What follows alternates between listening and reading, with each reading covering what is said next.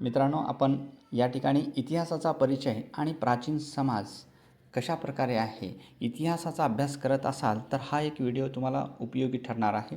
या व्हिडिओमध्ये बरीचशी माहिती आहे.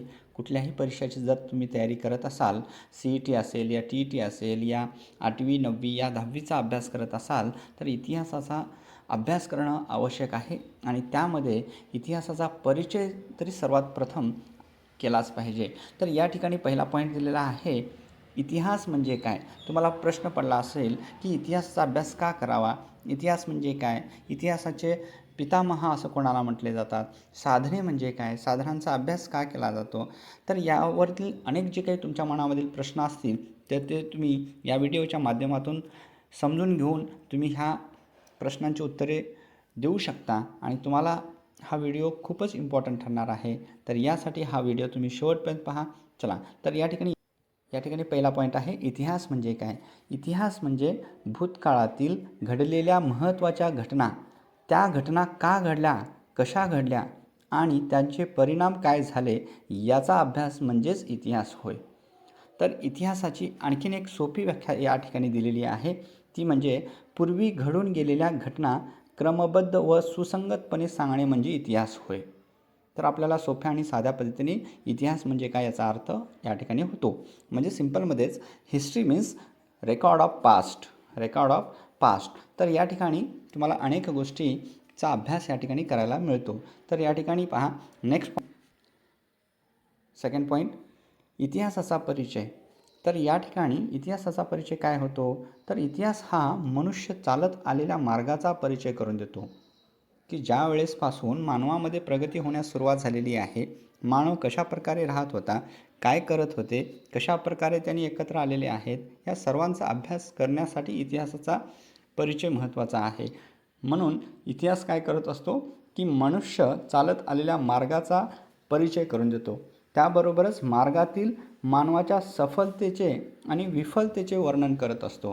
तर कशा प्रकारे ते यशस्वी झालेले आहेत, त्यांच्यामध्ये कशा प्रकारे बदल झालेला आहे, त्यांनी काय चुका केलेल्या आहेत, काय विफलतेचं परिणाम झालेले आहेत, ह्या सर्व गोष्टींचा परिचय हे इतिहास देत असतो. इतिहासाचे महत्त्व काय, तर चुका टाळून योग्य निर्णय घेता येतो. बघा, इम्पॉर्टंट आहे. कशासाठी, आपल्याला जे काही चुका झालेल्या आहेत त्याच्यामधून शिकायला मिळतं आणि योग्य निर्णय घेण्यास इतिहास सहाय्य करतो. त्याचबरोबर इतिहासाचा अभ्यास केल्यामुळे प्रेरणासुद्धा मिळते. आपली संस्कृती, परंपरा आणि वारसा कशा प्रकारे होते हे सर्व कळतो इतिहासाचा अभ्यास केल्यामुळे.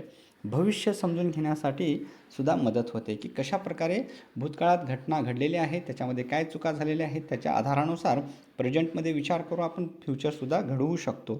यासाठी इतिहासाचा अभ्यास करणं आवश्यक आहे. त्यानंतर आपण इतिहासाची रचना कशी करतात यावर थोडक्यात आपण जाणून घेऊया. या ठिकाणी पहा, इतिहासात घटनांचे विवरण करताना काळ, स्थळ आणि व्यक्ती संदर्भात सत्यता आणि स्पष्टता असते.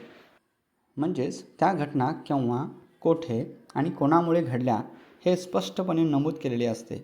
जर ही स्पष्टता नसेल तर इतिहास हा एक कथा होऊन जातो. कशा प्रकारे, इथं जर काही त्याचा पुरावा नसेल तर ती एक कथा म्हणूनच गणली जाते. कथा आणि इतिहास यातील फरक समजून घेऊया. या अगोदर आपण समजून घेतलेला आहे की इतिहास म्हणजे काय, इतिहासाचा परिचय काय, इतिहासाचे महत्त्व कशासाठी आहेत, इतिहासाची रचना कशी करतात. त्यानंतर कथा आणि इतिहास यातील फरक जर समजून घेतलो तर कथा कशी असते, तर कथा ही काल्पनिक असू शकते. कुठल्याही व्यक्तीनं काहीतरी सांगण्याचा प्रयत्न करत असतो. फॉर एक्झाम्पलमध्ये, एका गावात एक राजा होता. त्याला सुंदर अनेक राण्या होत्या आणि ते एका किल्ल्यामध्ये राहत होता. त्यांना 5 राण्या आणि 10 मुले होती.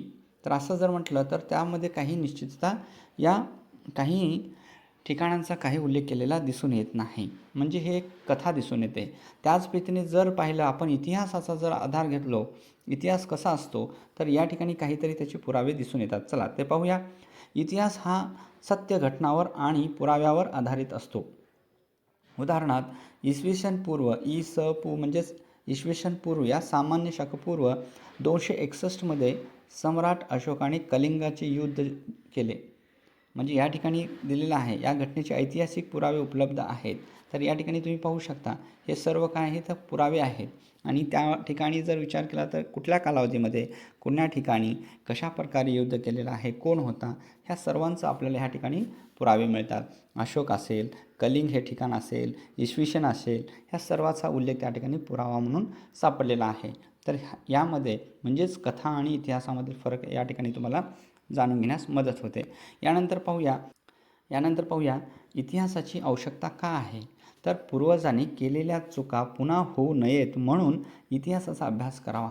कशासाठी करावा? पूर्वजांनी केलेल्या चुका पुन्हा होऊ नयेत म्हणून इतिहासाचा अभ्यास करावा. समाज, राष्ट्र, जगाचा विकास समजतो. यामधून इतिहासाचा अभ्यास केल्यानंतर समाज कशा प्रकारचा होता, राष्ट्र आणि जगाचा विकास समजतो, कशा प्रकारे बदलत आहे. त्याच रीतीने बघा योग्य निर्णय घेण्यास मदत होते. इतिहासाचा अभ्यास जर केला तर योग्य निर्णय घेण्यास मदत होते. राष्ट्रप्रेम आणि एकता वाढलेली दिसून येते. तर यासाठी इतिहासाचा अभ्यास करावा. यानंतर पाहूया इतिहासाचे जनक कोणाला म्हणतात. तर ह्या इतिहासाचे जनक म्हणून हेरोडोटस यांना ओळखले जाते. यानंतर पाहूया इतिहासकार कशा प्रकारे काम करत असतात. इतिहास लिहिणाऱ्या व्यक्तीला इतिहासकार म्हणतात. इतिहासकार इतिहास लिहिताना सत्य, पुरावे, समकालीन साधनांचा आधार घेतला जातो. या आधारानुसार इतिहासकार इतिहास लिहिण्यास सुरुवात करतात. त्यामुळे इतिहास विश्वासार्ह व वस्तुनिष्ठ बनलेला असतो. तर हे सर्व पुराव्याच्या आधारानुसार विश्वासार्ह आहे आणि वस्तुनिष्ठ बनवलेलं आहे.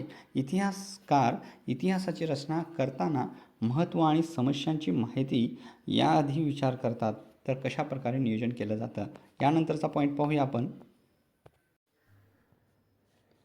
या ठिकाणी पॉईंट आहे साधने म्हणजे काय. तर इतिहासाची रचना करताना इतिहासकारांनी साधनांचा उपयोग करतो. साधने कशाला म्हणतात. साधने म्हणजे भूतकाळातील घटनांची माहिती मिळविण्यासाठी वापरल्या जाणाऱ्या मूलभूत साहित्य, वस्तू आणि स्रोत या सर्वांचा आधार घेऊन ते इतिहास लिखाण करण्यास सुरुवात करतात. याला आपण साधने असे म्हणतो. तर भूतकाळाचा अभ्यास करण्यासाठी ज्या गोष्टींचा आधार घेतला जातो त्यांना इतिहासाची साधने असे म्हणतात. कशाचा तरी आधार असतो, पुरावे असतात. साधने म्हणजेच आणखीन एक पहा, साधने म्हणजे इतिहास समजून व रचना करण्यासाठी वापरले जाणारे पुरावे असतात. तर या आधारानुसार, पुराव्यांच्या आधारानुसारच इतिहासाची रचना केली जात असते. तर याला साधने असे म्हटले जाते. तर या ठिकाणी पाहूया उदाहरणार्थ जुने ग्रंथ, नाणी, शिलालेख, ताम्रपट, पत्रे, मूर्ती, मातीची भांडी, किल्ले, मंदिरे, लेणी, नकाशे, पुस्तके, हस्तलिखिते, शस्त्रास्त्रे, लोककथा, लोकगीते, पोवाडे, म्हणी, छायाचित्रे, चित्रपट, ऑडिओ रेकॉर्डिंग, व्हिडिओ इत्यादी रेकॉर्डिंग्स ह्या सर्वांचा आधार घेऊन ते काय करत असतात, इतिहास लिखाण करण्यास सुरुवात करतात. म्हणून हे पुरावे, हे स्त्रोते, हे साहित्य याचा आधार त्यांनी घेतले जातात. तर या आधारांमधून आपल्याला लक्षात घ्यायचं आहे की साधनांचे प्रकार जाणून घ्यायचा आहे. इतिहासाचा अभ्यास करत असताना काही साधने आहेत आणि त्याचे प्रकार कोणते आहेत, कशा प्रकारे आहे पहा. पहिला प्रकार आहे लेखी साधने किंवा रिटन सोर्सेस म्हणतो आपण. रिटन सोर्सेस म्हणजे साहित्यसुद्धा म्हटलं तर चालतं. तर या ठिकाणी लेखी साधने, रिटन सोर्सेस हे आहे. दुसरा आहे भौतिक साधने, यालाच पुरातत्वीय साधनेसुद्धा म्हणतो आपण. मटेरियल सोर्सेस आहेत. त्याच रीतीने मौखिक साधने आहेत, याला ओरल सोर्सेस म्हणतो आपण. दृक श्राव्य साधने म्हणजेच ऑडिओ व्हिज्युअल सोर्सेस आहेत. लेखी साधने म्हणजे साहित्यिक साधने ज्या साधनामधून लिखित स्वरूपात माहिती मिळते त्याला आपण साहित्यिक साधने किंवा लेखी साधने असं म्हणतो. उदाहरणार्थ साहित्य, हस्तलिखिते, पत्रे, ताम्रपट, शिलालेखामध्ये सुद्धा आपण लिखाण केलेलं पाहतो. हे सुद्धा लिखाण लेखी रूपामध्ये दिसून येते. आपल्या लक्षात येतं देशी साहित्य आणि विदेशी साहित्य. या ठिकाणी पहा भौतिक साधनामध्ये काय येतं, म्हणजे भौतिक साधने म्हणजेच काय, पुरातत्व साधने किंवा मटेरियल सोर्सेस असतात. जुन्या वस्तू व अवशेषांमधून मिळणारी माहिती असते. उदाहरणार्थ नाणी, मूर्ती, मातीची भांडी, शस्त्रे, किल्ले, पुरातत्व अवशेष या सर्वांचा ह्याच्यामध्ये सहभाग असतो.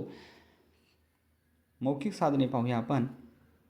मौखिक साधने म्हणजे तोंडी परंपरेतून मिळणारी माहिती मिळते. तर या ठिकाणी कोणी लोककथा सांगत असतात, पोवाडे म्हणत असतात, म्हणी म्हणतात, लोकगीते, कथा, कहाणी याचा सर्व उपयोग या ठिकाणी मौखिक साधनामधून त्यांचा आधार घेऊन इतिहासकार इतिहास लिहित असतात.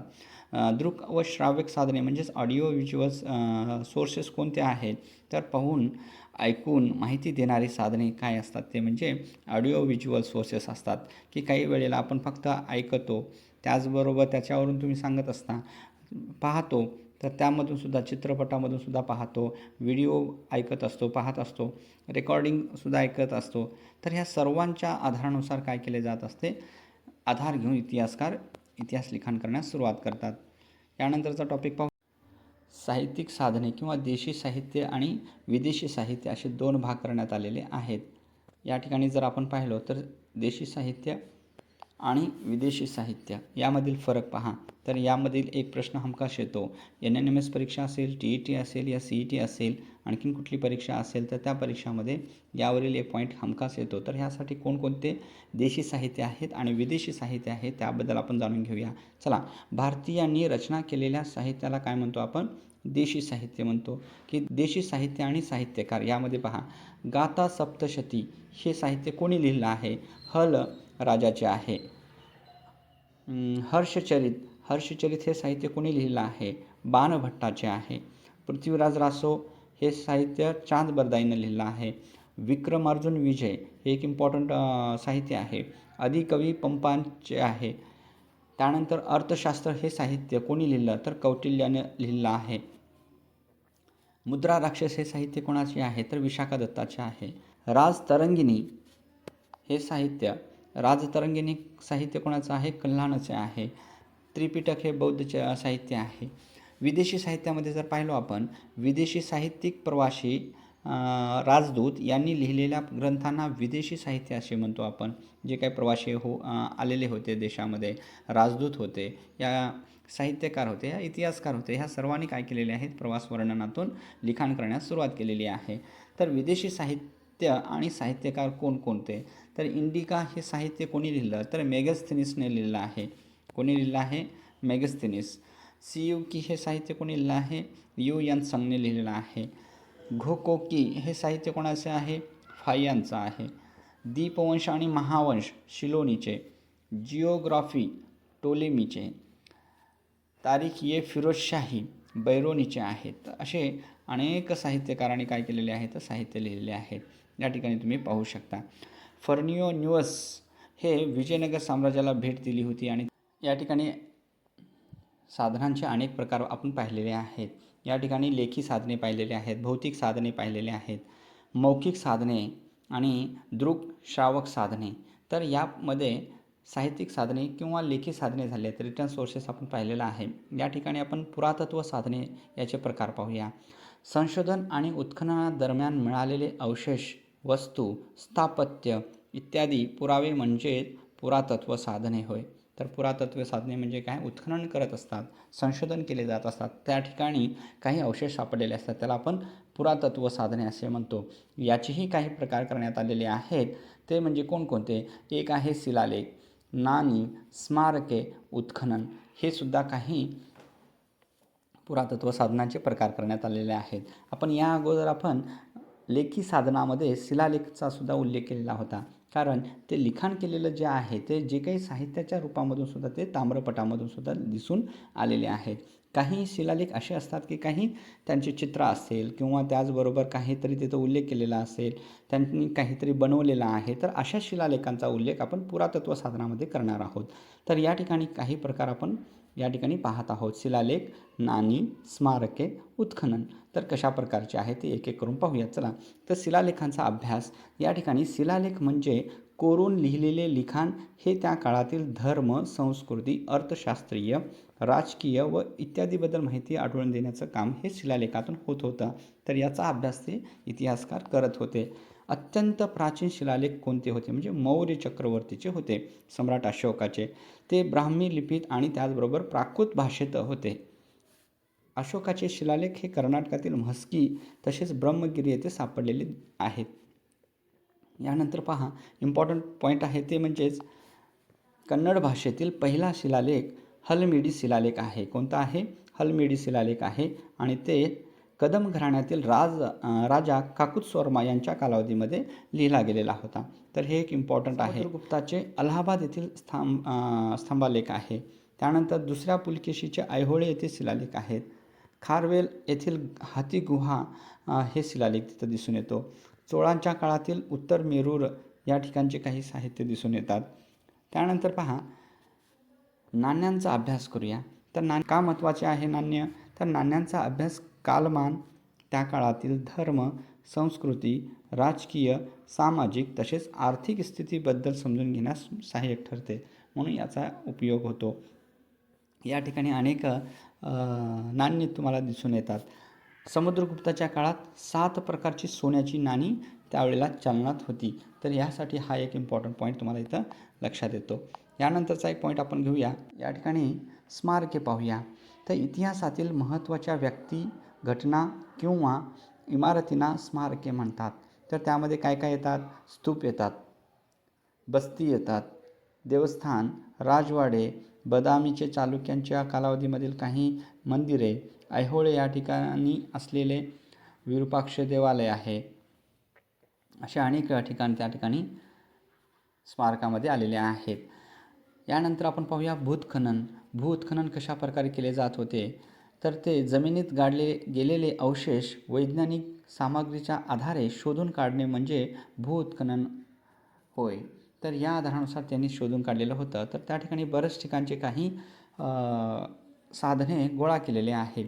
तर ते भीमबेटका, संगनकल्लू, त्याचबरोबर हरप्पा, मोहेंजोदाडो ह्या ठिकाणातील काही उत्खननं सापडलेले आहेत. या अवशेषांची माहिती घेतलेली आहे. तर ही सिंधू संस्कृतीची माहिती या ठिकाणी दिसून येते. त्याचबरोबर मौखिक स्रोत जर पाहिलं, मौखिक साधने ही मानवी समाजाच्या आठवणीची मुख्य साधने आहेत. यामध्ये अनादी काळापासून मानवाने आपले अनुभव, आठवणी, गाणी, कवितांच्या रूपातून ते काय केलेले आहेत? एकाकडून दुसऱ्याकडे सुपूत करण्याचं काम केलेले आहे. या ठिकाणी तुम्ही ऐकू शकता, पाहू शकता. तर ती गाणी असतील, ते पोवाडे असतील, ते गीत असतील, ते त्यांच्या मौखिक साधनातून ते एकाकडून दुसऱ्याकडे स्फूर्त केलेले आहेत. मौखिक साहित्यातून स्थानिक इतिहास समजण्यास मदत होते. जे काही स्थानिक राज्यकर्ते होते किंवा शूरवीर होते, जे काही लढा दिलेले आहेत, त्यांच्या सर्व कहाण्या, गोष्टी सर्व आपल्याला इथं ऐकायला मिळतात. जसे चित्रदुर्गचे नायक केंपेगौडा, टिपू सुलतान, संगोळी रायण्णा, कित्तूर चन्नम्मा अशा महान पुरुषांचं या मौखिक साधनातून आपल्याला त्यांचे आख्यायिका गायन केले जात असतात. त्याचबरोबर या ठिकाणी एक इम्पॉर्टंट पॉईंट आहे, ते म्हणजे कार्बन 14 रेडिओ ॲक्टिव्ह कार्बन आहे. तर याचा आधार का घ्यावा? याच्यामधून काय होतं? तर हे काळाचा निष्कर्ष काढण्याची एक वैज्ञानिक पद्धत आहे. कशाद्वारे? ह्या कार्बन 14 आणि कार्बन 12 मधून. कारण या ठिकाणी प्रत्येक सजीवात कार्बन 12 व कार्बन 14 असतं बघा. तर काय असतं? कार्बन 12 आणि कार्बन 14 हे कंपल्सरी असतं आणि त्यामध्ये समप्रमाणात असतो. कशा प्रकारे असतो? समप्रमाणात. तर ते सजीवांच्या मृत्यूनंतर कार्बन 12 त्याच प्रमाणामध्ये काय होते? असते व कार्बन 14 काय होतं? मात्र कमी होत जातं. तर या आधारानुसार या ठिकाणी किती वर्ष झालेली आहेत? 5700 वर्षापूर्वीचा कालावधी 50% आपण लक्षात घेतो. जर हे कार्बन 14 जेवढं होतं त्याच्या जर अर्धा झाला असेल तर हे 5700 वर्षापूर्वीपर्यंतचं सजीव होतं हे दिसून येतो. म्हणून या ठिकाणी हे पद्धत फार इम्पॉर्टंट आहे. हे कुठल्याही परीक्षामध्ये जवळपास विचारला जातो. तर हे पॉईंट नोंद करून ठेवू शकता. तर हा व्हिडिओ तुम्हाला आवडला असेल तर लाईक करा, शेअर करा आणि अशाच नवनवीन व्हिडिओसाठी या चॅनलला सबस्क्राईब करा. Thank you for watching. कमेंट करायला विसरू नका.